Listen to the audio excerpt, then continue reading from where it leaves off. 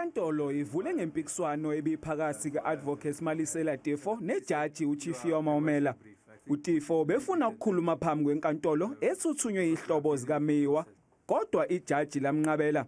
Kube sekudedelwa u-advocate George Baloyi ongumshushisi aqhubeke nokudalula izathu zikafakazi ufuna inkantolo ukuba ivimbe abezindaba ukusakaza ufakazi azobethula enkantolo. Why should this witness be castigated if all that she's asking for is this?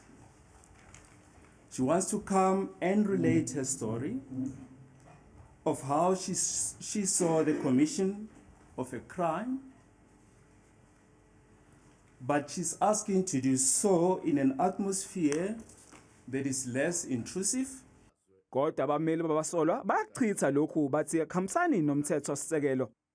If the audio recording is not granted, my lord, then it means the society, the public, will receive what is referred to by our judge president as a second-hand information.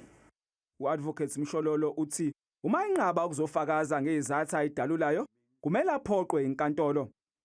This witness, who is the applicant, is a competent and compellable witness. Therefore, she cannot threaten this court. It is not by her choice.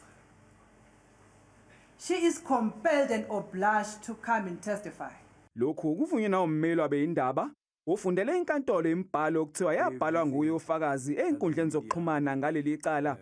Uthi ukubhala kwakhe einkundleni zokuxhumana akuhambisani nase kusho enkantolo ukuthi uyesaba ukufakaza. Now this is someone who fears to testify. It cannot be so. It cannot be so if these are the comments she's making on Monday, if she's telling us about her dreams that she wouldn't have her evidence live on television. Inkantolo izosethula kusasa isinqumo sayo.